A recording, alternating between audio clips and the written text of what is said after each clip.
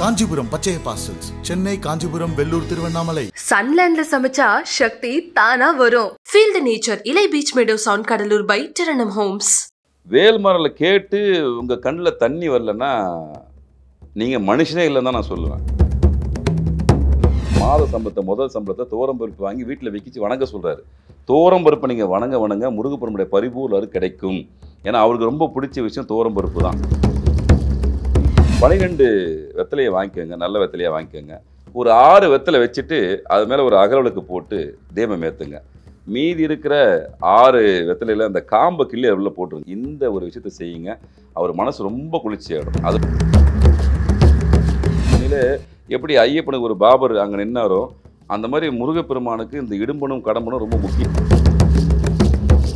இந்த செய்வினை கோளாறுன்னு சொல்லுவாங்க இல்லையா, துஷ்ட சக்தியில் கோளாறு எல்லாத்துக்குமே திக்கக்கூடிய வலிமை இந்த இடும்பனுக்கு உண்டு. இடும்பன் பூஜை ஒரு சில இடத்துலாம் பயங்கரமாக பண்ணுவாங்க. பழனி கோயிலில் அது சைவமாக இருந்தாலும் கூட ஒரு சில பகுதியில் இடும்பனுக்கு அசைவ பூஜை தான். முருக பக்தர் அனைவருமே முதல்ல இடும்பனை வணங்கணும். இடும்பன் வழிபாடு முருக பக்தர்களுக்கு மிக மிக முக்கியமான ஒரு வழிபாடு. அதனால் பழனிக்கு போகிறவங்க அங்கேருந்து 2 கிலோமீட்டர் தான். இடும்பன் மலையை பார்த்துட்டு அவரை வணங்கிட்டு அதுக்கப்புறம் முருகப்பெருமான்கிட்ட போனீங்கன்னா நீங்களுடைய வேண்டுதல்கள் ரொம்ப துரிதமாக நடத்துகிற வாய்ப்புகளை அந்த முருகப்பெருமான் கொடுப்பார். பூச நட்சத்திரம் என்னைக்கு வருதுன்னு பாருங்கள். அன்றைக்கி போயிட்டு அதே ஜீவ சமாதியில் போட்டு ஒரு நெய்விளக்கு போட்டு வேண்டிடுவாங்க. உண்மையிலே உங்களுக்கு கேட்ட வரத்தை ஈஸியாக கொடுப்பார். நிறைய நம்ம சொல்லாடல்கள் நம்ம கேட்குறோம். அப்போது அன்றாடம் வாழ்க்கையில் இப்போ இன்ஸ்டா ரீல்ஸ் பார்க்குறோம், ஃபேஸ்புக் பார்க்குறோம். இன்றைக்கி ஒரு சோஷியல் மீடியா யுகத்தில் இருக்கிறப்பவும் இந்த முருகர் யுகம் அப்படிங்கிற வார்த்தையை நமக்கு அடிக்கடி நாம் கடந்து வரக்கூடிய ஒரு சூழலில் இருக்குது. இந்த முருகர் யுகம் பற்றி சொல்லுங்கள். கலியுகம் மாதிரி இது முருகர் யுகம். முழுமையாக ஆட்கொள்ளக்கூடிய தன்மை வந்துடுச்சு. எல்லா கிரகத்துக்குள்ளே எல்லா உயிரினத்துக்குள்ளேயும் கலந்துட்டார், மிக்ஸ் ஆகிட்டார் முருகப்பெருமான். தவிர்க்க முடியாத சக்தி. அதை ஏற்கனவே சொன்ன மாதிரி ஈஸியாக நெருங்கக்கூடிய ஒரு தெய்வம்னா முருகப்பெருமான் தான். இன்னொன்று சக்தியினுடைய பிறப்பிடம். அம்மாவே வேல் கொடுத்து அனுப்பிச்சாங்க. 6 படை வீடு எல்லா இடத்துலையும் சக்திகளை பிரபஞ்ச சக்தி நீடிச்சு நிலைச்சிருக்குது. அப்போ இது அவர் யுகம் தான். கலியுக தெய்வம்னு அவரை தான் சொல்லுவோம். கலியுகத்துக்கு யாருப்பா தெய்வம், லீடர்ஷிப் யாருப்பா அப்படின்னா செவ்வாய் தான், முருகப்பெருமான் தான். அவர் கலந்துட்டார். நீ இன்னும் அதிகமாக முருக பக்தர்களுக்கு அதிகமாக தவிர குறையத்துக்கான வாய்ப்புகள் இல்லை. இன்னொன்று இதில் சைவம் வைணவம் அப்படின்னு பிரிக்க வேண்டிய விஷயமே கிடையாது. அவரை பொறுத்த வரைக்கும் எல்லா இடத்துலையும் வருவார், எல்லாத்தையும் நிறைஞ்சிருப்பார். அதனால் பொதுவாகவே நீங்கள் முருகர் வழிபாடு அப்படின்றது விஷயத்தை உள்ளே வந்துட்டிங்கன்னா எல்லா தெய்வங்களுமே சம்மந்தப்பட்டுரும். இப்போ முருகப்பெருமானுக்கு உகந்த நாள் பார்த்திங்கன்னா செவ்வாய்க்கிழமை. ஆனால் அதே நேரத்தில் அம்மனுக்கு உகந்த நாளும் செவ்வாய்க்கிழமை தான். எல்லாத்துலேயுமே சம்மந்தப்படுவார். இவர் பேர் மங்களக்காரகன். எல்லாத்துலேயுமே வருவார். நீங்கள் எங்கேயுமே இவர் தவிர்க்க முடியாது. அதனால் இந்த யுகம்ன்றது முழுக்க இந்த கலியுகம்ன்றது முருகப்பெருமான யுகம் தான். அது எந்த மாற்றம் கிடையாது. இப்போ முருகருக்கு பிடித்த விஷயங்கள் அப்படிங்கிற ஒரு இல்லை, அவருக்கு நிறைய விஷயங்கள் இருக்குது, பிடித்த விஷயங்கள். இருந்தாலும் அவருடைய வழிபாட்டு முறையில் அவரை கொஞ்சம் ஈஸியாக அணுகணும் அப்படின்னு சொல்லும்போது நீங்கள் மல்லிப்பூ அவருக்கு ரொம்ப பிடித்தமான விஷயம். ரோஜா ரொம்ப பிடித்தமான விஷயம். படையல் அப்படின்னு சொன்னால் தேனும் தினைமாவும். அதை தான் அவர் லவ் மேரேஜ் பண்ணதுக்கான விஷயமே. இன்றைக்கி தினைமாவு கிடைக்கிறதுல தேன் கிடைக்கும். இதை வச்சு படைச்சி நீங்கள் கொடுக்கலாம். இன்னொன்று வெற்றிலை பரிகாரம் ரொம்ப விசேஷமான விஷயம் முருகப்பெருமானுக்கு. அது வெற்றி இலை இல்லை, வெற்றி இலை, வெற்றியை தரக்கூடிய இலை. ஒரு 12 வெத்தலையை வாங்கிக்கோங்க, நல்ல வெத்தலையாக வாங்கிக்கோங்க. ஒரு 6 வெத்தலை வச்சுட்டு அது மேலே ஒரு அகலவிளக்கு போட்டு தீபம் ஏற்றுங்க. மீதி இருக்கிற 6 வெத்தலையில் அந்த காம்பை கிள்ளி உள்ள போட்டுருங்க. பொதுவாகவே காம்பை கிள்ளி தான் வெற்றிலையை பயன்படுத்தணும். ஏன்னா காம்பில் மூதையை வசிக்கிறாருன்னு ஐதீகம். அதனால் எப்போ பயன்படுத்தினாலும் காம்பை கிள்ளிட்டு பயன்படுத்துங்க. இப்போ அந்த மீதி இருக்கிற 6 இந்த காம்பில் போட்டு அவருக்காக ஒரு வெள்ளிக்கிழமை, அது செவ்வாய்க்கிழமையோ வெள்ளிக்கிழமையோ முருகப்பெருமானுக்கு இந்த ஒரு விஷயத்தை செய்யுங்க. அவர் மனசு ரொம்ப குளிர்ச்சியாகிடும். அதுவும் வெற்றிலையோடு அவருக்கு தீபம் ஏற்றும் போது ரொம்ப ரொம்ப ரொம்ப அவருக்கு ரொம்ப துரிதமாக அவங்ககிட்ட பேச ஆரம்பிச்சுவார். இது தொடர்ச்சியாக அந்த பரிகாரம் பண்ணவர்களுக்கு தெரியும். இந்த பரிகாரம் பண்ணவர்களுக்கு தெரியும். அது முருக பக்தர்களுக்கு ஈஸியாக உணர்த்திடுவார். நீங்கள் மற்ற தெய்வ வழிபாடத்தை தாண்டி இவர் டக்குன்னு வந்துடுவார், டக்குன்னு உங்களுக்கு உணர்த்திடுவார். நல்லதோ கெட்டதோ அந்த சமயத்தில் உடனடியாக ஒரு பலனை கொடுக்கக்கூடிய விஷயத்தை இவர் கொடுத்துருவார். அது இந்த வெற்றிலை பரிகாரத்துக்கு அவ்வளோ பெரிய மகத்துவமான மிகப்பெரிய சக்தி உண்டு. எல்லா மக்களும் இதை ஈஸியாக செய்யலாம். எளிதில் கிடைக்கக்கூடிய பொருள் தான். 12 வெத்தலையில் உங்கள் வாழ்க்கை மாறுமான்னா ஓரளவுக்கு நிச்சயமாக மாறும். முருகருடைய வழிபாடு அப்படிங்கிறப்ப நம்ம முருகருடைய காவல் தெய்வமாக இருக்கக்கூடிய இடும்பன் சுவாமிகள் அவருடைய வழிபாட்டையும் நம்ம வந்து பார்க்குறோம். இது ரெண்டும் ஒன்றிணைந்து தான் எல்லா கோயில்கள்லையும் இருக்கு.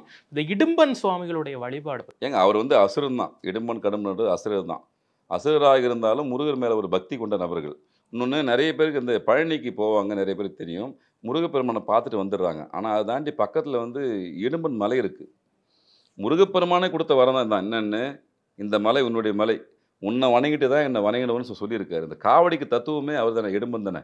இடும்பன் பூஜை வந்து பிரசித்தி பெற்ற ஒரு பூஜை. உண்மையிலே எப்படி ஐயப்பனுக்கு ஒரு பாபர் அங்கே நின்னாரோ, அந்த மாதிரி முருகப்பெருமானுக்கு இந்த இடும்பனும் கடம்பனும் ரொம்ப முக்கியமானது. ஏன்னா அகத்தியர்கிட்ட வாக்கு வாங்கினவங்க, அகத்தியர்கிட்ட தீட்சை வாங்கினவங்க.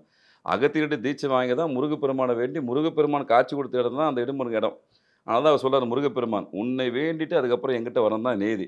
அதனால் பழனி கோயிலுக்கு யாராவது போகிறதா இருந்தால் தயவு செஞ்சு முதல்ல இடும்பன் மலையை போய் வணங்கிட்டு அதுக்கப்புறமா முருகப்பெருமானை போய் வணங்குங்க. ஏன்னா உண்மையான காவல் தெய்வன்றது அங்கே வந்து முருகப்பெருமான் இவர் தான். உங்களுடைய காவடியினுடைய தத்துவமே இடும்பன் தான். நிறைய பேருக்கு காவடி தெரியும், எதுக்காக இருக்கிறது தெரியறதுக்கு வாய்ப்பு இல்லை. இவங்க அசுரர்களாக இருந்தாலும் முழுமையாக முருக பக்தராக மாறி முருகன் காட்சி கொடுத்தது அந்த இடும்பன் கடம்பன் பூஜை.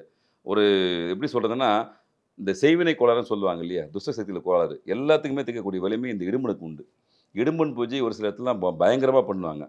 பழனி கோயிலில் வந்து அது சைவமாக இருந்தாலும் கூட ஒரு சில பகுதியில் இடும்பனுக்கு அசைவ பூஜை தான். இந்த காடு வெட்டி விடுதி அந்த மாதிரியான டெல்டா பகுதிகளில் அசைவ பூஜை வச்சு அடித்து ரணகலப்படுத்துவாங்க. ஏன்னா அவருக்கு எல்லா படையிலும் உண்டு. இப்போ சாராயம் வைக்கணும் சாராயம் வைப்பாங்க, அசைவம் வைக்கணும் வைப்பாங்க, வச்சு விருந்தோம்பல் பயங்கரமாக நடக்கும். சக்தி வாய்ந்த தெய்வம், அது உக்கிரமான தெய்வம் அவர் ஆக்சுவலாக. ஆனால் அதே நேரத்தில் பக்தர்களுக்கு ரொம்ப எளிமையாக அக்சஸ் ஆகிடுவார். அதனால் இடும்பன் பூஜைன்றது ரொம்ப மகத்துவமான பூஜை.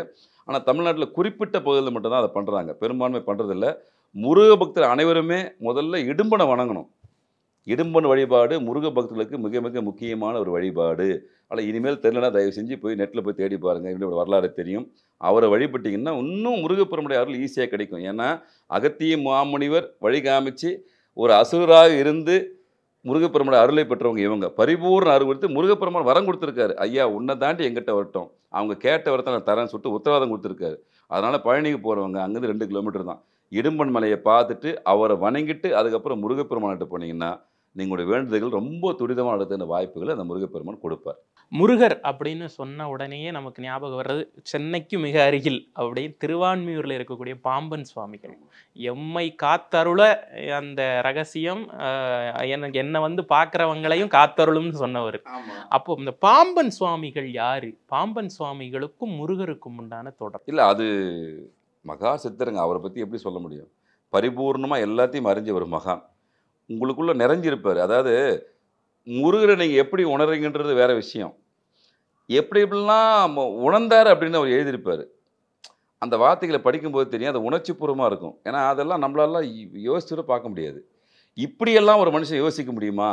இன்னும் இன்னி வரைக்கும் அரூபமாக வாழ்ந்தக்கூடிய மகான். நல்லா புரிஞ்சுக்கிட்டீங்க, அவர் வந்து மறைஞ்சில்லை, அரூபமாக. அந்த உண்மையிலே அந்த பாம்பன் சாமிகள் கோயிலுக்கு போயிட்டு வர பக்தர்களுக்கு தெரியும். நம்ம திரும்ப திரும்ப சொல்கிறோம், ஜீவ சமாதிகளுக்கு ஏற்கனவே ரொம்ப வலிமை அதிகம். அதுவும் முழுக்க முழுக்க முருகப்பெருமானுடைய பக்தர் இவர்.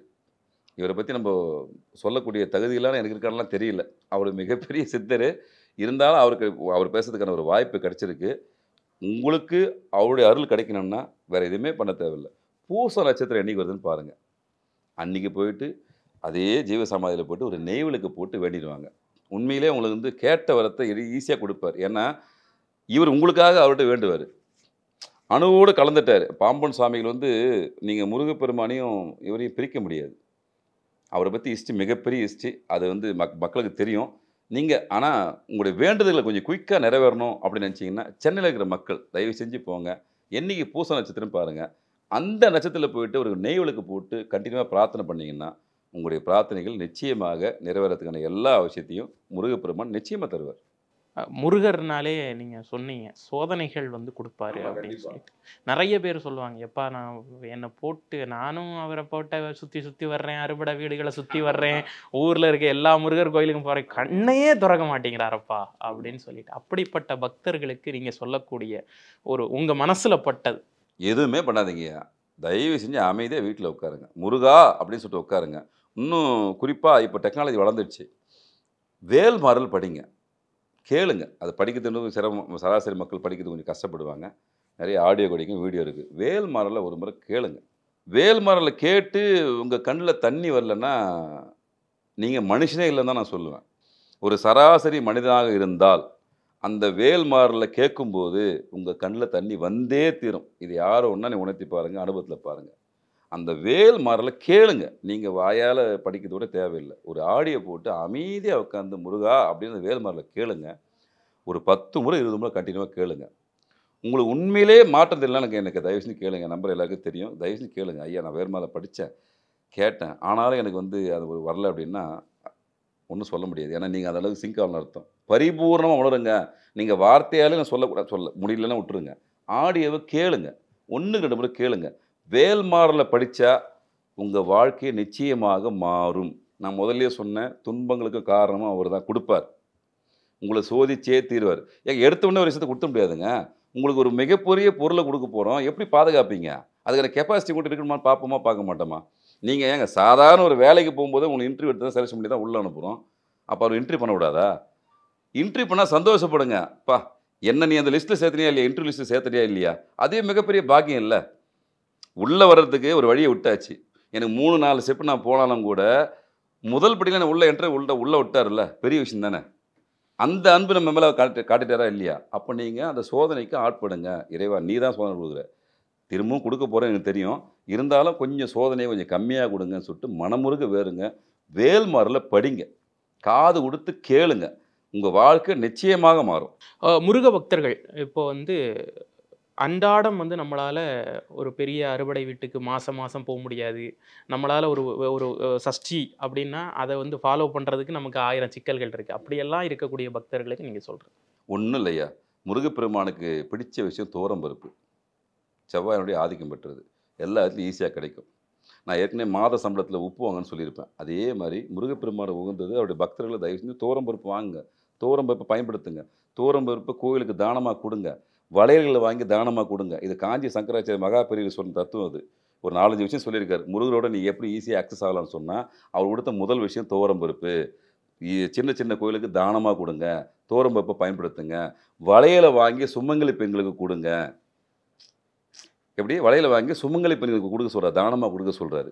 இன்னும் குறிப்பாக சொல்ல போனால் அந்த மாத சம்பளத்தை முதல் சம்பளத்தை தோரம்பருப்பு வாங்கி வீட்டில் வைக்கிச்சு வணங்க சொல்கிறாரு. தோரம்பருப்பை நீங்கள் வணங்க முருகப்பெருமானுடைய பரிபூர்ண கிடைக்கும். ஏன்னா அவருக்கு ரொம்ப பிடிச்ச விஷயம் தோரம்பருப்பு தான். அதனால் சராசரி மக்கள், நடுத்தர மக்கள் எல்லாருமே தோரம்பருப்பை நீங்கள் பூஜை ரூமில் வச்சு வணங்குங்க. முருகப்பெருமானுடைய பரிபூர்ண அருளை பெறுங்க.